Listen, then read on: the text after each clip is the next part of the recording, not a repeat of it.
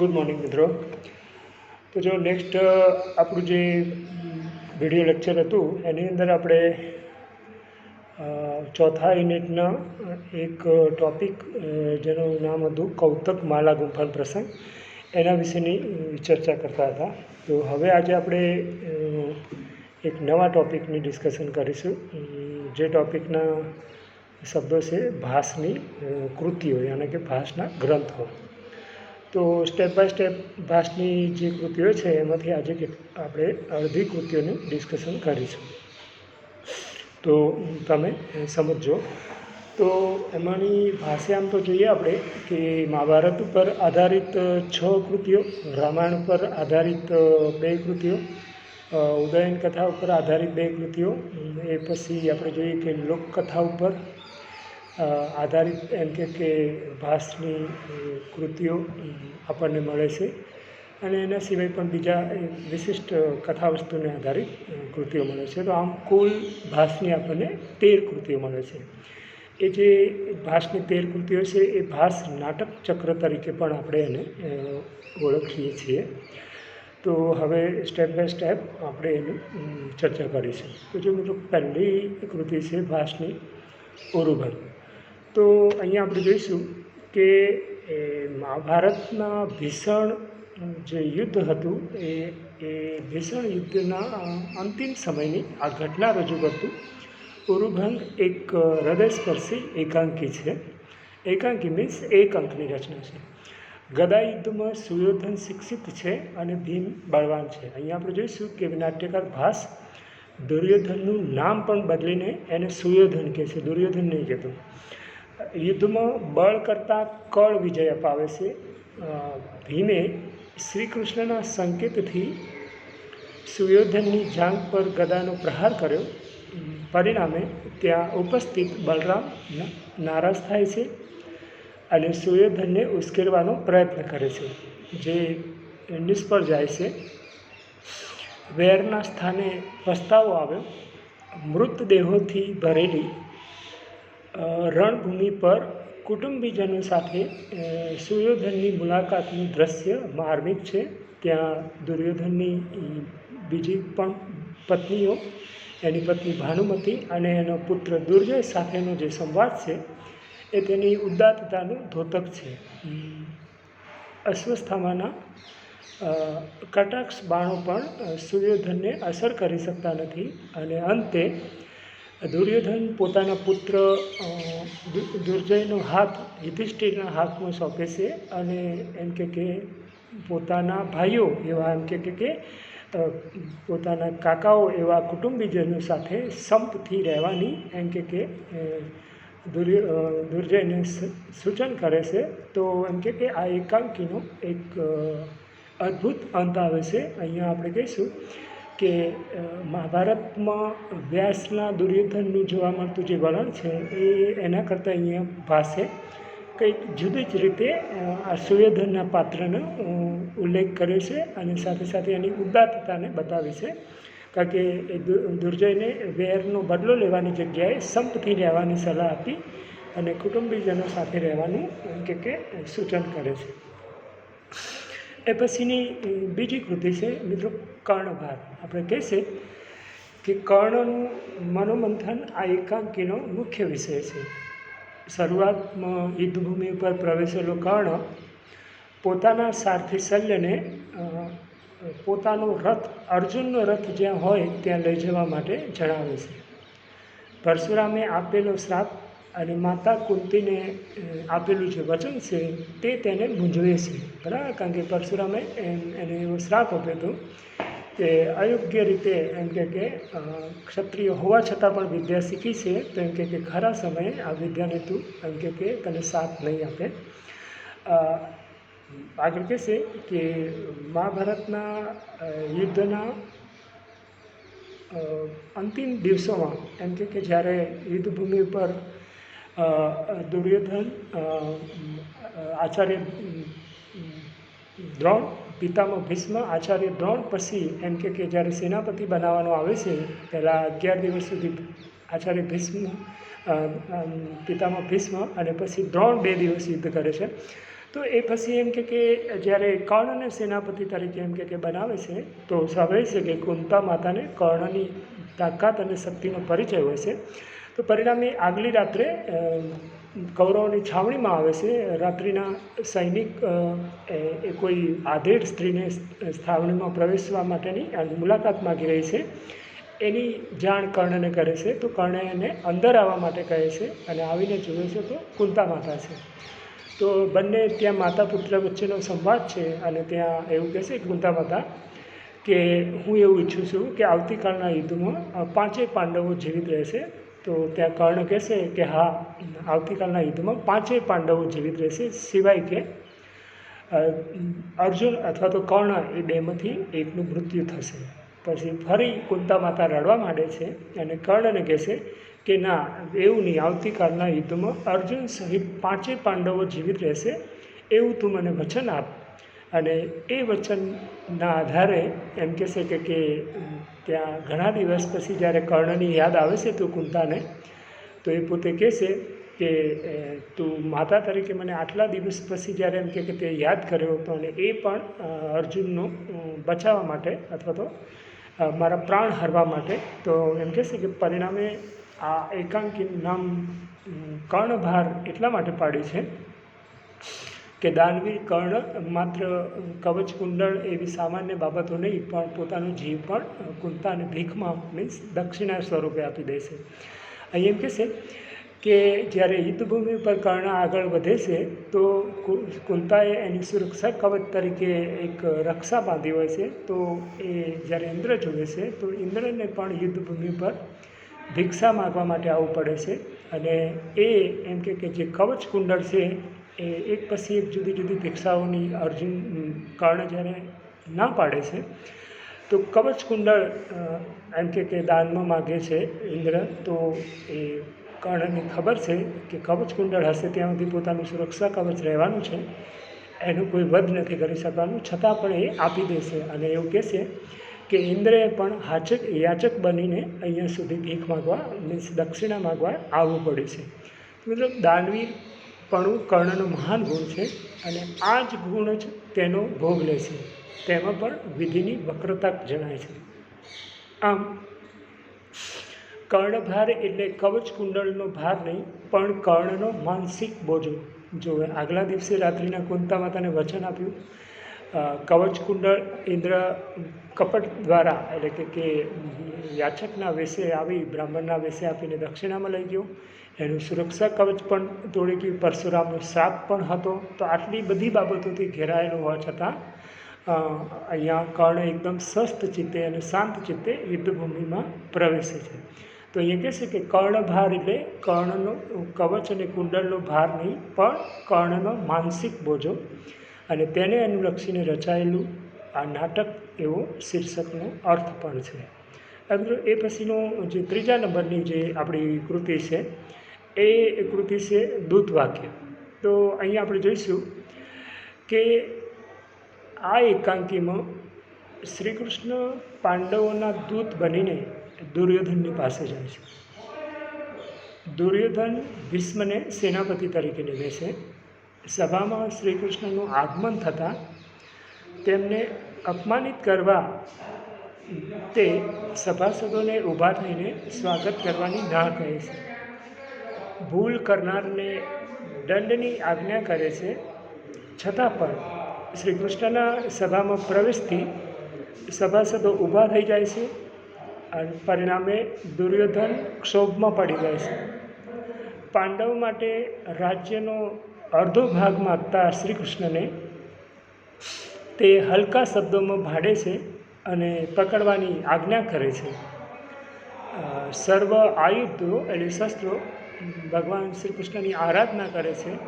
તો અહીંયા ભવ્યતા અને સંવાદોની ઝમકથી એમ કે આ જે દૂત વાક્ય છે, દૂત વાક્ય નામનું આ જે એકાંકી છે એ એમ કે શોભે છે. તો એ પછીનું જે મિત્રો કૃતિ છે દૂત ઘટોઘચ. તો અહીંયા આપણે જોઈશું કે દૂત ઘટોઘચ નામની જે કૃતિ છે એ પણ એકાંકી છે. અને આ એકાંકીમાં ઘટોત્કચ દૂત બનીને શ્રી કૃષ્ણનો સંદેશો કૌરવો પાસે લઈ જાય છે. અર્જુન દૂર જતાં, યુદ્ધભૂમિ ઉપરથી દૂર જતાં જયદ્રથે અભિમન્યુનો એમ કહે છે કે વધ કર્યો હતો. આથી ક્રોધે ભરાયેલા અર્જુને હત્યારાઓનો વધ ન કરી શકે તો અગ્નિ પ્રવેશની પ્રતિજ્ઞા લીધી. ઉત્તરાને વૈવિધ્ય અપાવનારે કૌરવ સ્ત્રીઓ માટે પણ વૈવિધ્યની વ્યવસ્થા કરી હતી. જયદ્રથ હણાતા ધૃતરાષ્ટ્રના વેણ દુસલાને શોખથી ભરી દે છે. ઘટોત્કચ અને દુર્યોધન વચ્ચે અહીંયા ઉગ્ર સંવાદ થાય છે. ઘટોત્કચ એકાંકી હોવા છતાં યુદ્ધનો પડકાર ફેંકે છે. છતાં પણ ધૃતરાષ્ટ્ર એમ કે ઘટોત્કચને શાંત કરે છે. તો અહીંયા પણ આપણે જોઈશું કે જે ઘટોત્કચ છે એ એમ કહેશે કે પોતે એક એવા પ્રકારનું જે પાત્ર છે કે આમ જોવા જઈએ તો ઘટોત્કચનું એમ કહેશે કે પાત્ર બહુ અદ્ભુત છે, પરાક્રમી છે અને બળવાન છે. છતાં પણ અહીંયા એમ કે બધાની ઉપસ્થિતિમાં, કૌરવોની ઉપસ્થિતિમાં પણ ઘટોત્કચ ત્યાં એકમાત્ર હોવા છતાં યુદ્ધનો ભડકાર ફેંકે છે, પણ છેવટે ધૃતરાષ્ટ્ર તેને શાંત કરે છે. તો આ પણ એક અદ્ભુત એકાંકી છે અને એના દ્વારા એમ કહેશે કે આપણને જે ભીમનો પુત્ર ઘટોત્કચ છે એની આપણને એમ કે ખબર પડે છે અને એ કેટલું બધું પરાક્રમી છે. અને એ પરાક્રમી એવા જ ઘટોત્કચની પસંદગી દૂત તરીકે ભગવાન શ્રી કૃષ્ણ કરે છે. તો અહીંયા આપણે જોઈશું કે સામા પક્ષે જયદ્રથનો વધ થતાં દુસલા પણ શોકગ્રસ્ત છે અને પરિણામે ત્યાં બધા સભાની અંદર બધાની ઉપસ્થિતિમાં ધૃતરાષ્ટ્ર અને ઘટોત્કચ અને દુર્યોધન વચ્ચે ઉગ્ર સંવાદ થાય છે. છતાં પણ એ ડરતો નથી અને દુર્યોધનને યુદ્ધ કરવાનું આહ્વાન કરે છે.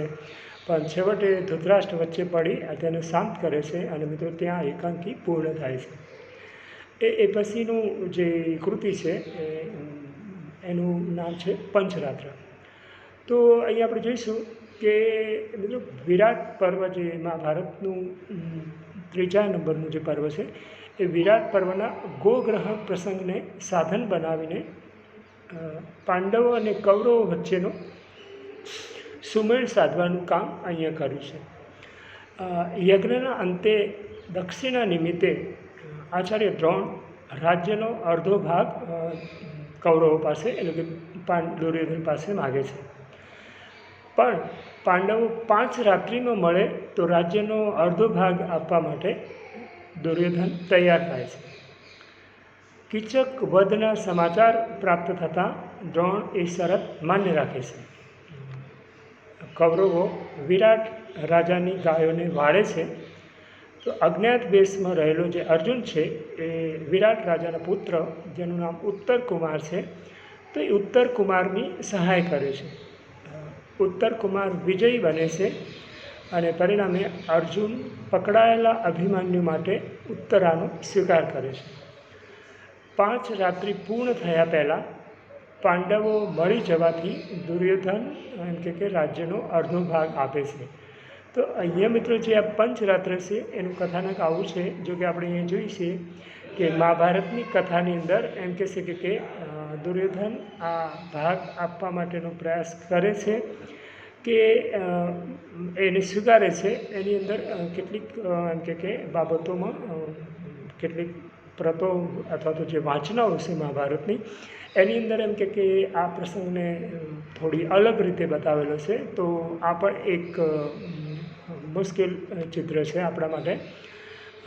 હવે એ પછીનો મિત્રો જે છઠ્ઠો પોઈન્ટ છે આપણો મધ્યમ વાયુ.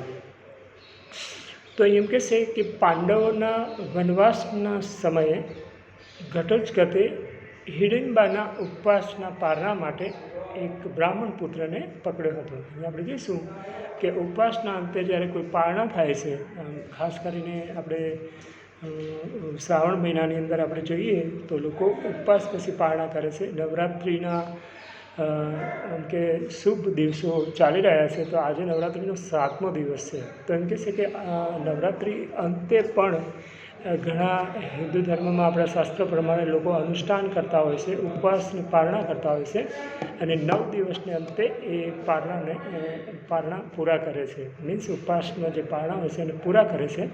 તો અહીંયા મિત્રો શું બન્યું છે કે જે ઘટોત્કચની જે માતા છે, ઘટોત્કચની જે માતા છે, એ ઘટોત્કચની માતાએ એમ કે છે જેનું નામ હિડમ્બા છે, તો એને ઉપવાસના પારણા માટે એક બ્રાહ્મણ પુત્રને પકડ્યો હતો. નદીએથી આવતા મધ્યમને મોડું થયું. આથી ઘટોત્કચે તેને જલ્દીથી આવવા માટે બૂમ પાડી, કારણ કે બ્રાહ્મણ નદીએ સ્નાન અર્થે ગયેલો હશે. અને આવતા એમ કે સ્વાભાવિક છે કે રસ્તામાં મોડું થયું હશે, તો પરિણામે ઘટોત્કચે તેને જલ્દીથી આવવા માટે બૂમ પાડી. તો મિત્રો પાંડવોનો મધ્યમ એવો ભીમ પણ, કારણ કે ત્યારે પાંડવો અજ્ઞાતવાસમાં ત્યાં રહેતા હતા ભેત વનમાં, તો પાંડવોનો મધ્યમ એવો ભીમ પણ તે જ વનમાં ફરતો હતો. આમ એ ભીમ પણ આ બૂમને સાંભળે છે. તો એક સાથે 2 મધ્યમ ત્યાં આવે છે. પેલો બ્રાહ્મણ પુત્ર જે વચ્ચેનો બ્રાહ્મણનો પુત્ર છે મધ્યમ, એ પણ આવે છે. અને અહીંયા પાંડવોનો જે મધ્યમ છે, એ પાંડવોનો મધ્યમ ભીમ પણ ત્યાં આવે છે. તો મિત્રો એમ કહેશે કે બ્રાહ્મણની વિનંતીથી એમ કહેશે કે ભીમ તેના પુત્રને બદલે રાક્ષસ સાથે જાય છે, કારણ કે ત્યાં જે પેલો બ્રાહ્મણ છે એ વિનંતી કરે છે અમને ઘટોત્કચને, કેમ કે મારા અમે ગરીબ છીએ અને મારો આ જે પુત્ર છે મધ્યમ, તો એની બદલે એમ કે એના જાનની રક્ષા માટે એમ કે પોતે વિનંતી કરે છે. તો એ બ્રાહ્મણની વિનંતીથી જે પાંડવોનો મધ્યમ, પાંડવોનો જે વચલો ભાઈ છે મીન્સ ભીમ, એ પેલા રાક્ષસ સાથે જાય છે. તો ખરેખર તો એવું કહેવાય છે કે ભીમને મળવા માટે હિડમ્બાએ આ યુક્તિ કરી હતી. મીન્સ ઘટોત્કચની જે માતા છે હિડમ્બા, એને ભીમને શોધવા માટે, બીજા શબ્દોમાં કહે તો મળવા માટે એમ કે હિડમ્બાએ આ યુક્તિ કરી હતી. અને પરિણામે એમ કે જ્યારે પેલું ઘટોત્કચ ભીમને લઈને જ્યારે ત્યાં પહોંચે છે હિડમ્બા જોડે પોતાના આવાસ પર કે પોતાના નિવાસ પર, તો ત્યારે એમ કહેશે કે બંને હિડમ્બા અને ભીમને જોતાં બંને એકબીજાને ઓળખી જાય છે અને હિડમ્બા પ્રસન્ન થઈ જાય છે. ત્યારે એને ખબર પડે છે કે એમ કે આ એક યુક્તિ હતી. તો અહીંયા ભાસે આ બધા પાત્રો આગવા સ્વરૂપે રજૂ કરે છે. તો મિત્રો આજે આપણે આ 6 જે મહાભારત ઉપર આધારિત ભાસની એકાંકીઓ હતી એના વિશેની આપણે ચર્ચા કરી.